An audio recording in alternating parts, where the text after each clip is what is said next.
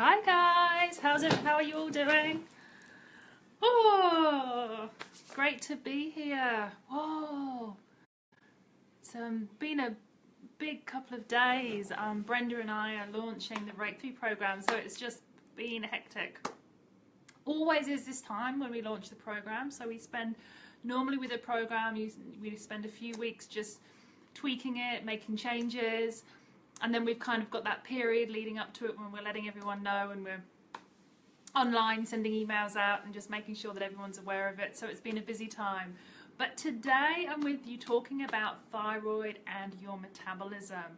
And whoa, it's a topic that really resonates with me because I've had thyroid problems, and I've got two parents with thyroid issues, both got hypothyroidism.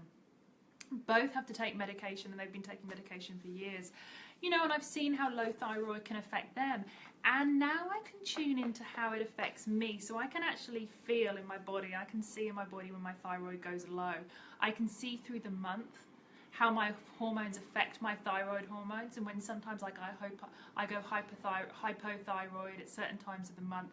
Other times my thyroid is running really nicely, my metabolism's chugging along and I'm feeling energized, and then boom, I might wake up one day and I might feel a bit tired, feel a bit foggy, feel a bit puffy in the face, and you know, it's that kind of mid-cycle, it's that estrogen that's blocking my thyroid hormone. So it's a really interesting one for me, and I continue to learn and I continue to really develop and hone my skills on the thyroid and the metabolism.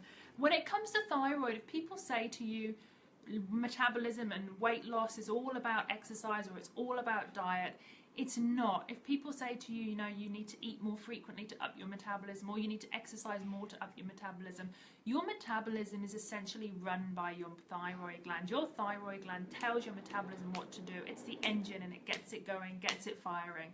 So you need first and foremost to be working on your thyroid and making sure your thyroid has got all the nutrients it needs, it's got everything it needs so it can run properly and it can really rev your metabolism up. So I'm going to talk a little bit about that today, but let's talk about some of the signs and symptoms. So yes, you might go to your doctor, yes, you might get your thyroid test taken, and yes, your TSH might be fine, but that doesn't tell us what's happening with your thyroid.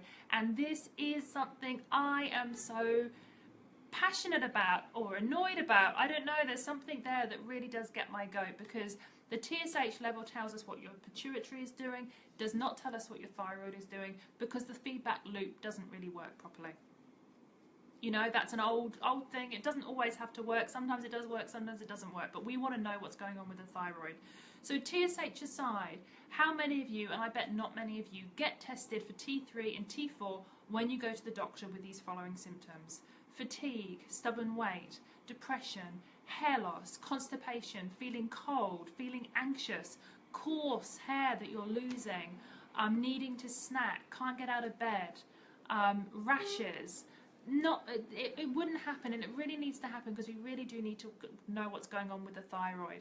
But those are some of the signs and symptoms you will get if your thyroid is not working. You know, there's a myriad of symptoms there. You just cannot lose weight. You just cannot be bothered to get out of bed. You might wake up puffy. You might have a pale face. You might be so exhausted after work at 6 o'clock that you really cannot do anything. These are all signs. Hearing loss, tinnitus, heavy, painful periods, forgetting your words. Oh, I see, now I'm forgetting my words. This is something that I do an awful lot. You slurring your words, forgetting your words. I do this all, you know, that's low thyroid. That's your brain not connecting, and that's low thyroid and low metabolism.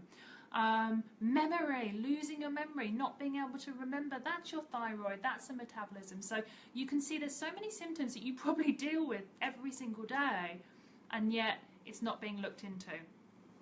But definitely sensitivity to the cold is a big one. So feeling those cold hands and feet, not being able to warm up properly in the hands and feet, and just feeling like your body temperature is low all the time, that's a big one. So in terms of the thyroid hormones, active T3 and active T4. So we've got TSH, then active T3 in the thyroid here goes into the liver, goes into the gut, goes into the kidneys, and turns into active T3. And this hormone is just wonderful, and it is vital for you. It protects your heart and heart muscle, and this is why a lot of women, especially when they've got hypothyroid symptoms and they're not treated, they end up with heart problems and heart disease. And there are a lot of women post-menopausal, when the thyroid does go, having having to have stints in, having heart failure, that kind of thing. The thyroid hormone regulates your metabolism. Your metabolism is your body's ability to lose weight. It's the body's ability to make muscle, burn fat. It's kind of the cellular energy. The T3 also regulates nutrient absorption. So if you've got low T3 and low metabolism, you won't be able to absorb those expensive supplements that you're taking. You might have low iron. That is very, very common. Low zinc, low minerals. That's why you get the hair loss. You might get the dry skin. You might get skin conditions like eczema and psoriasis. So all of those kind of things just to be aware of. Also growth and repair. So if you've got thyroid issues, you might find that you're not healing as well. You know, you might break something, or you might get a cut, or you might have a cough or a cold or an immune problem, and your body is just not helping to repair from that illness, from that damage that's happened because of the low thyroid hormone. Then we've got also white blood cell development, and we know what white blood cells are for. White blood cells help with the immune function, they help with allergies, and they help get rid of parasites in the gut. So if you've got low T3, you might get lots of parasites in the gut. You might get lots and lots of immune symptoms. You might get sick all the time. You might have a poor immune function. So you might get sinusy all the time. So, gosh, you can see how many symptoms there are, how many things, and probably you resonate with a few of those and you think, maybe it's me. And that's why it's good just to be aware of this, because you may have had a chronic symptom you've had for like 20 years and never thought, oh, could this be related to my metabolism? Could this be related to my thyroid hormones? And a lot of the time it is. It's just good to know, and then you can move on, or know that it's not, and again, you can just move on. Things that affect thyroid function, lots of things affect thyroid function. So we've got chemicals. So chemicals. Let's talk about the halogens, the other halogens that actually stop your thyroid function. So halogens are like your iodine and your bromide and your fluoride and your chloride, and so that's chlorine in the swimming pools, you've got fluoride in the water, you've got bromine in water tanks, in electrical goods, it's in pollution, and then you've got iodine that gets inhibited by all these other halogens, and that's when you get thyroid problems, or you might get thyroid nodules if you've got low iodine. Iodine really helps the thyroid to work. Radiation is a big one. So if you work on a plane, if you work near radiation, if you work in countries where there have been a lot of radiation, you might find that's an issue. Irradiated food would also cause a problem. So all overseas fruit and vegetables that are brought into this country are irradiated, so that might cause a problem as well. Glyphosate, which is a chemical, a weed killer. Don't get me started on that.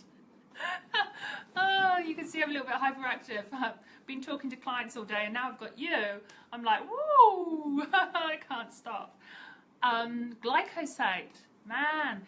You know, I live down near Malabar, so like Randwick Council, and they're spraying, and it's interesting because when they've sprayed the freaking glyphosate all over the place to kill God knows what, they put up the signs that say, you know, wait till it's dry, don't come on the grass. There's been like an intensive kind of weed killing session going on. The fact that they have to put those signs up, doesn't that tell us something? And we know, I mean, the studies are being done, and there are so many studies being done, and there are so many wonderful people working in this area that can attest to glyphosate actually not being so good for us. And what's interesting is there's every couple of months in my area where I live, I get this like fatigue, and I also get like a white mark on my nail, and that's that zinc deficiency. So I think like every time they spray, my body is trying to detox itself, get rid of all this crap that they're spraying. And I don't know, now I'm going into this whole debate, but I didn't want to go here when this was more thyroid. Like, it all goes into the water supply. I really want to get my water tested and actually see how much of this stuff is in my water. And I thought Randwick Council were meant to be for the environment. Anyway, that's I get off my high horse, and we'll get back to thyroid. Low iodine is something that also affects the thyroid. So, you know, iodine, we don't get a lot of iodine in our diet, and there's not much in the soil, not much in food. So just supplementing a little bit with some dulce flakes or a little bit of iodine is really helpful. Low zinc and low selenium. So low zinc and so selenium and zinc are minerals that help with the thyroid conversion, you know, converting it into T4 into the active thyroid hormone T3. If your zinc and selenium are low, you won't be able to do that as effectively. It's normal, it's actually quite common for it to be low in this country. There's not much zinc in the soil, there's really not much selenium. It is pretty barren. So having foods that are higher, you can either have foods that are higher in those minerals or you can supplement. The best foods for selenium, say, are Brazil nuts, are really high in selenium, mushrooms. You can get selenium also in some fish as well. And with zinc as well, it's in kind of, you can get it in animal products, also pepitas, pine nuts, and oysters. It's very high in oysters. So just getting a little bit of that extra in your diet. But I suspect if you do have some thyroid issues, you would need to just supplement for a short period of time, just to get those minerals up. You know, poor diet also. So your thyroid is held together, is held by your blood sugar. So your blood sugar stabilizes everything. The blood sugar holds your adrenals in place, and your adrenals hold your thyroid in place. So your thyroid's the last port of call. If your blood sugar's all nice and strong and it's holding everything, you're having 3 wonderful meals a day, you're savoring, you're not eating too much sugar, that's going to hold your adrenals and your adrenal system, your adrenaline, your cortisol, and your thyroid's going to be safe. As soon as you let your blood sugar fluctuate and the glucose go up, the insulin go up, come down, and there's inflammation, knock on your adrenals, and then it'll go knock on the door of your thyroid. So it's kind of like this cascade effect, and that's why keeping your diet healthy, but also regulating that blood sugar level is really, really important when it comes to thyroid health. I know myself, when I used to work in an office and I used to have lunch quite early, like 12 o'clock, and I would just work all day and wouldn't eat. By 6 or 7 o'clock, I was pale, I was just exhausted, I felt sick on the bus on the way home. And that was not only my thyroid and metabolism just dropping out, I remember just being cold and just wanting to sleep. That's that dropping out, and also the blood sugar. So you need to keep your blood sugar nice and stable. MTHFR is one I've seen, and I've actually got a Facebook Live all on MTHFR and the thyroid, and it is a big one. You know, MTHFR affects your liver, it affects your hormones, it affects your urea, your ammonia in the body, and so it really does, it can affect the thyroid in many different ways. But I do go into that in more detail because, God, it's really huge topic, and a lot of people are affected by MTHFR. You know, if you've got a history of infertility, if you've got a history of miscarriage, history of anxiety, history of depression, any history of liver issues, then it might be something you'd want to explore and just see if genetically you do turn positive for MTHFR, because it can impact your thyroid and your overall health. So I would look at that. Stress, again, is a big one. So stress would affect your adrenals, which would then affect your thyroid. And stress, the hormone cortisol, actually blocks your thyroid hormones. So your thyroid hormones can't activate at the site where they need to activate your metabolism. So that's where stress will impact the thyroid. And in fact, when we go into fight, flight, and we're stressed, our metabolism and our thyroid is something that actually is secondary, gets shut down. And this is why a lot of us that are chronically stressed, we get those thyroid issues, but what we get is we might not have the blood's reflecting thyroid issues, but what we get is a symptom. So our blood might come back okay, but acutely, when we're stressed, it's stopping our metabolism and our thyroid from working. And definitely when we shallow breathe, that will stop our thyroid from working properly. So deep breathing, getting the breaths in, and telling our nervous system everything is okay is going to help your thyroid to do its job, because this is where there's a misconception. There's a misconception that you get your bloods done and that's what they are. But things change. When you get stressed, things can change like that. They can change so quickly. So if you get your bloods done and they're looking just a little bit out of the zone, or they're in the zone and they say that they're kind of there, you don't know what they're like on your worst day, on your most stressed day, when you're mid-cycle. So things do fluctuate. So just bear that in mind. This is why it's so important to tune into those symptoms, those real simple symptoms of low thyroid, because you'll be able to tune into them and you'll know what they are. That fatigue, that feeling pale, that feeling cold, constipated, feeling depressed. You'll feel it. You'll know yourself. Elevated estrogen, again, can affect your thyroid. The estrogen can block your thyroid hormone, stop it from working. And so estrogen dominance can cause hypothyroid symptoms. So it's whether the chicken or the egg, what comes first, the hypothyroidism or the elevated estrogen. So it's understanding what symptoms come first and then dealing with those, the underlying root cause. But with the thyroid and with estrogen, you'll notice this. When your estrogen's at its highest, you might get those hypothyroid symptoms. So they're hypothyroid symptoms. It doesn't necessarily mean you are hypothyroid. You'll get those symptoms. So it could be mid-cycle when you're ovulating or just after ovulation. The estrogen is peaking and it might be blocking your thyroid because it's so high. And then you'll get tired, you'll get grumpy, you'll get puffy in the face, wake up with maybe puffy eyes or a puffy face, and maybe you'll be constipated for a bit. So that's that hormone connection with the thyroid and how they interlink together.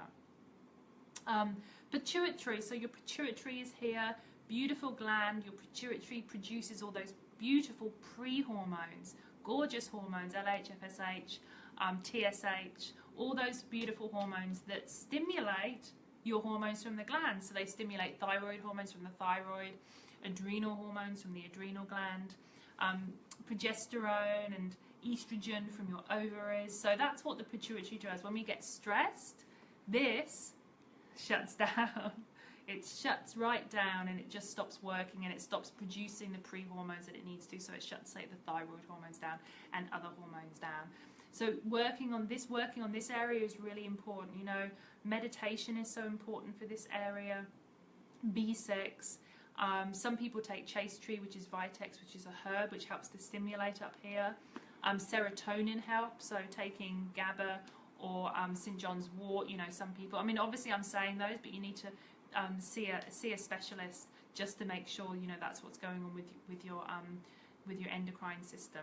But the pituitary is very important. So the main advice I've got for the pituitary would be candle gazing is very good. So candle gazing is like a meditation where you stare at a candle and that actually activates your pituitary gland. It's wonderful, works really, really, really, really well. Another one is actually getting blood flow there. So doing child's pose, a yoga child's pose where you've got your forehead against the floor. Again, that's kind of activation. Acupuncture works really well, and then B6 as well. So taking a B6 supplement or foods with lots of B6 in help. But meditation and just really working on nervous system will help the pituitary here because it does a lot of work and there's a lot for it to do. And then of course gut, liver and kidney health. So if you've got bacteria in the gut that's unfriendly, if you've got strep in the gut that's unfriendly, if you've got staph in the gut that's unfriendly, you're not going to be able to process, you're not going to be able to synthesize those thyroid hormones. So your gut bacteria is so vitally important. Same with liver. If you've got methylation issues in the liver, if your liver doesn't have enough B, if your liver doesn't have enough amino acids, enough sulfur, you know, enough of the ingredients to do what it needs to do, it won't be able to process and activate your thyroid hormones. The same with the kidneys. So working on your organs and working on your gut health will help ultimately with your metabolism, and it will ultimately help with your thyroid as well. So that's the end goal here, helping the thyroid to help the metabolism. Once your metabolism's, you know, revving up, you'll feel warmer, you'll have more energy, and you can kind of start to get somewhere. You know, some people might get somewhere faster, some people might get something slower, and there might be something else, and it's just peeling the layers of the onions back. Onion or onions, however many onions you've got on you. So those are the main things that affect the thyroid function. Well, I went through a lot then. Again, I always go through so much in these, but you can just take the information that you want from them, and hopefully there's a few little golden nuggets for you. So, you know, working steps you can take, simple steps. Obviously, the biggest one that you can take for your thyroid is your food, is those 3 balanced meals a day, having some fat in your food, having some protein in your food, having lots and lots of leafy green vegetables, 3 meals a day. Stabilize your blood sugar to stabilize and nourish your metabolism in your thyroid. Don't diet, don't go on low fat diets, don't not eat. Don't withhold food. Don't have low-fat cereal. Don't have lean cuisine. You know, you've got to get the nourishment. You've got to get that nutrition, because that's ultimately what's going to tell your thyroid you're okay. Tell your thyroid there's plenty of food, there's plenty of nutrition. Once you tell it that, by giving it the nutrients it needs, it's going to start processing a little bit more and doing its job. That's with the diet. The 2 big boys when it comes to when it comes to food and your thyroid, the 2 foods I found that can affect the thyroid are wheat and dairy. So if you think you have got serious thyroid problems or you've been diagnosed with Hashimoto's, those would be the 2 foods I would suggest just taking out for a little period of time, 3 or 4 weeks, and just seeing how you go, see how your energy levels pick up, see how your health and well-being fits in the next 3 weeks after doing that. Zinc and selenium, so you know you can do the Brazil nuts, you can do the white butter mushrooms, you can do the sardines. If you think you're very low in zinc, if you have a lot of zinc deficiency symptoms, you could possibly supplement with about 20 milligrams of zinc. Careful with selenium, because those with methylation issues do have problems when they take supplements. They go up quite high, so you've just got to balance that out and just know what your body's doing and know what your body can tolerate as well. Iodine, dulse flakes are wonderful, sea vegetables are wonderful. You can put a little bit of potassium iodide, you know, tiny bit on your skin, a tiny bit in your moisturizer every couple of weeks, that kind of thing, just a little bit just to up your dose. You want to go low on iodine, and if you know that you're sensitive, if you know you're hyperactive, if you get heart palpitations, grave disease or anything like that, then you wouldn't go with the iodine. You can get tested. There is a urine test that tests as well. I've talked about the meditation and the candle gazing for your pituitary gland. You know, looking after your pituitary and your brain and your hypothalamus is all about relaxing and bringing down, and obviously eat fat for your brain, so coconut oil, butter, that kind of thing for your brain. Filtered water, and it's a must. Filtered water is a must. Getting rid of that fluoride and getting rid of that chlorine. And I think in South Australia they do put ammonia in the water, and ammonia will block up your liver, and it will make, if you've got any genetic anomaly like MTHFR, having that extra ammonia might cause it to come out, might cause it to show, might cause you to get symptoms. So, you know, really getting filtered water, I'd say that is so important. Really important. If you can do any high intensity now and again, just to get everything working, but stick with light exercise like yoga, high intensity if you can. Get your vitamin D as well. So D-Minder, there's a good app called D-Minder, and it tells you where you can get your vitamin D in Australia or wherever you are. You put your country of where you are, you put how much D you have, and it kind of tells you when to go out and get the UVB rays. So getting out in the sun a little bit, getting that, balancing out your melatonin and cortisol will also help with the thyroid gland as well. That's it. I went through a lot. I think I'm just about a bit dizzy now. So I went through a ton of stuff about the thyroid. I talked about, you know, symptoms to look out for. I talked about the #1 symptom I see, the sensitivity to the cold. I also see a lot of thyroid nodules. When you see thyroid nodules, think iodine. So just be aware of that. Talked about the functions and what the thyroid does. What things affect the thyroid, from chemicals to nutrients to your diet to stress is a big one, and then the steps you can take. So I really hope you found that worthwhile, and I hope you love that. This is one of my favorite subjects, definitely talking about the thyroid and hormones and how they interact. And so that was me for this week, and I hope that you've seen the link I've popped in above. Early bird is ending for the Breakthrough program. The Breakthrough program is just a fabulous program run by myself and health coach Brenda Janschek. Kicks off on Monday, and this program has it all. It's absolutely fantastic. We've had so much good feedback. We've had thousands of women go through the program. We're in the 4th year. The program helps you to reset your body, reset your hormones, reset your leptin. We are there to guide you on a private Facebook page. You have 3 weeks worth of cleansing meal plans. So it helps with your issue. So if your issue is your metabolism, this program will take you through how to help you with that. If it's estrogen dominance, it will help you. PCOS, because these nourishing, cleansing foods ultimately help to reset your hormones, reset your leptin levels, your cravings, your appetite. So it's a wonderful program. So I highly recommend you just take a look at it and see if it fits with you.